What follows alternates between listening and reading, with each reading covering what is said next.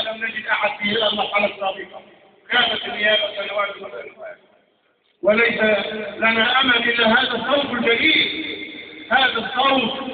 الذي كان له بصمات دامغة لا ينكرها إلا جاحد.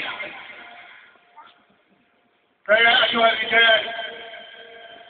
يا أيها الرجال،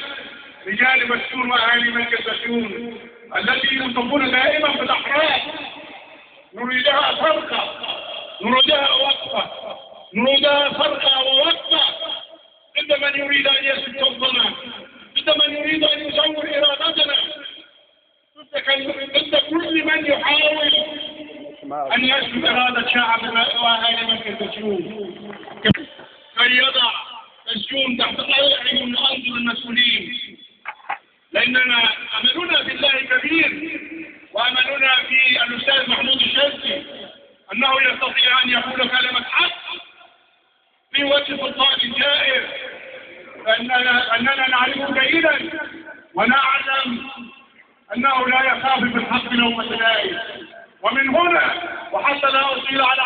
الرسول أقول لحضراتكم جميعا لن نقول له اذهب أنت وقاتلا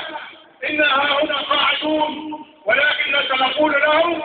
اذهب أنت وقاتلا إنا معك مقاتلون بإذن الله. أيها الإخوة والأخوات، نريد أن نقف وقفة الرجال حتى نستطيع أن نتخطى ببسيون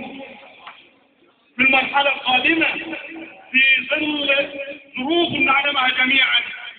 ولا أريد أن أخوض في أحد، ولكن ما سنملي عليه ضمائرنا هذه شهادة حق سنسأل عنها أمام الله سبحانه وتعالى، وأدعو الله أن يوفقنا جميعا باختيار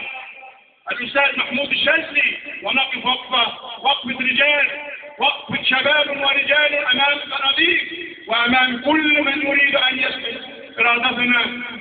الله يوفقه، والسلام عليكم ورحمة الله وبركاته.